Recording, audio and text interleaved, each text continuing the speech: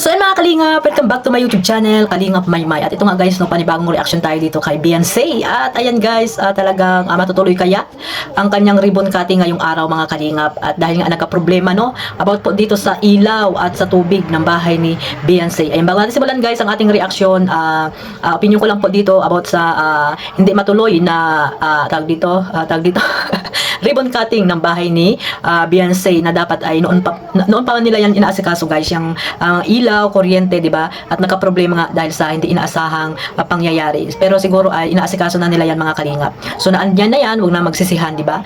At ayan, bago natin simulan ang ating reaction, shoutout muna tayo syempre sa ating founder, Kuya Bal Santos Matubang, Ate Edna Vlogs at Kalingap Rab. At sa lahat po ng mga nasa landing pad, Ambassador, Deputy at mga Kalingap Scouters, mega love shoutout po sa inyong lahat.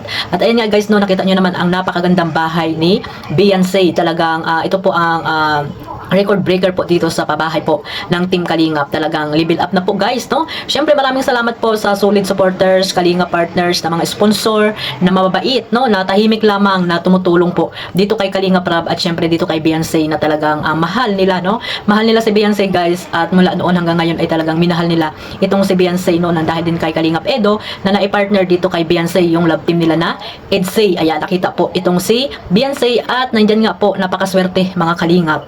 Binigyan ng mansyon. Napakalaking bahay itong pamilya ni Beyonce na noon ay gusto nila ay ialis lang sila doon sa tabi ng dagat, di ba? Napakaano kasi doon, delikado guys. Lalo pag malakas po ang alon at may bagyo, di ba? Ang hiling ni Beyonce, ng pamilya ni Beyonce ay para lamang maialis sila doon.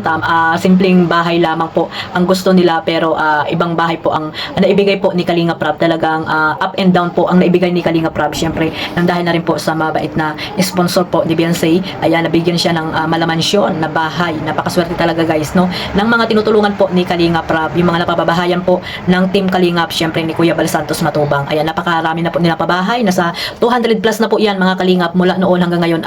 Ayan po ang programa na dapat nating suportahan, no? Ang pabahay nila Kuya Bal, siyempre yung landing pad. At ayan nga guys, isa si Beyonce sa napakaswerte na napabahayan po. At ayan nga, no, nagka-problema dahil nga wala pa daw ilaw at kuryente dito sa bahay ni Beyonce. At ayun, ayon kay Kuya Bal ay malungkot. malungkot si Beyonce kasi nga hindi ata matutuloy ang ribbon cutting. Pero abangan natin yan, mali natin ay alam niyo naman si Kuya Bal, no? At palabiro po yan, joker, no? Hindi natin namamalaya na surprise lang pala ang gaganapin na ribbon cutting ni Beyonce kasi may mga bisita na po, no? May mga solid supporters po ng EDSA na pupunta po sa ribbon cutting ng bahay ni Beyonce. Siguro ay pa-surprise sa mga supporters, no? At may excite po sila, no, sa gaganapin na ribbon cutting ni Beyonce mamaya po, no? Alas 3 po ata iyan gaganapin mga Kalingap. So abangan natin yan, no? Alam niyo naman si Kuya Bal ay talagang joker po iyan, no? At siguro ay naayos na rin naman nila siguro yung ilaw dyan at kuryente ni Beyonce mga Kalingap dahil napakatagal na po, di ba? At syempre nanguunahin nilang asikasuhin dyan yung ilaw at kuryente ni Beyonce. At ayun, si Doklab nga guys, no, napakanta. Grabe yung kanta ni Doklab guys.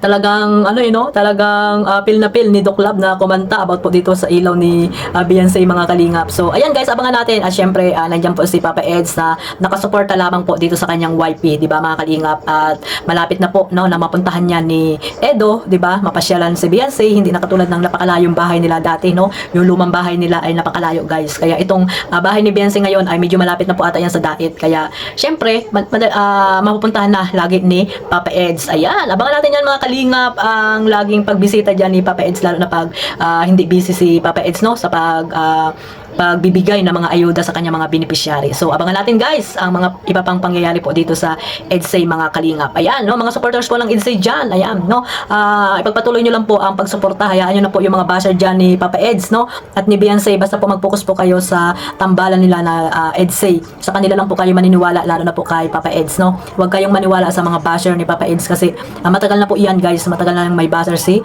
Papa Eds na hanggang ngayon ay hindi pa rin po sila makamove on. So ayan guys, no, maraming pong salamat sa suporta ninyo po sa love team na EDSA, no, sa patuloy nyo po na pagmamaraton dito sa Tambalang EDSA. Maraming salamat po. Syempre maraming salamat din po sa mga bagong subscriber po ko po, sa supporters po ng EDSA. Maraming salamat po sa inyong lahat. Nandito lang po si Kalingap Maymay na nakasupport po dito sa dalawa, even though na hindi ko sila laging na tag dito nare-reactionan. Nandito po ako, solid team Kalingap Ayan, lagi po tayong nanonood dyan sa kanilang mga upload, no, kay Kalingap Rab at syempre sa ating founder, Kuya Bal Santos Matubang. So, marami pong salamat sa inyong lahat, syempre kay Kuya Bal, Ate Edna at Kalingap Rab. Ayan guys, magsuportahan lang po tayo, no, wag na po tayong mambas or wag na po nating intindihin yung mga basher na walang magawa sa buhay.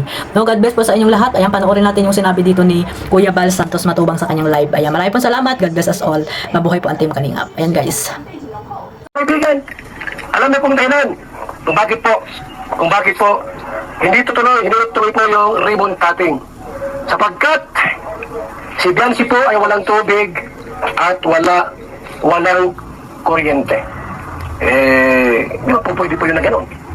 Na magkaroon po ng ribbon cutting, walang kuryente. Wala pang tubig. Sino kaya po ang may kasalanan dito? Sino po kaya ang may kasalanan? Mga kalingap, sa nangyaring ito. Ha? Wait lang, no? Hindi pa po malakad-lakad kasi kailangan po natin ng batit bago lumakad. Panibagong pangalan po kasi kailangan i-apply sa panibagong pangalan. Kasi yung dating naglalakad ay hindi po maayos. Di maayos. At hindi po niya inaalam. Hindi na alam. Si Paring Bilan ay may dati ng kuryente. So line 2 dapat ang gagawin niya. Line 2, pasado na sana yun. Pasado na sana. Yung dating naglalakad po ay medyo hindi marunong. At hindi niya inaalam Ano? kung mayroon bang pangalan dati, may pangalan na ba sa Kanurico yung tao. Di katulad nitong kausap ko ngayon, nagtatanong. Baka meron ka ng dating pangalan sa Kanurico. Dahil kapag may dati ka ng pangalan, madali na lang natin i-apply ang panibago. Without similar na.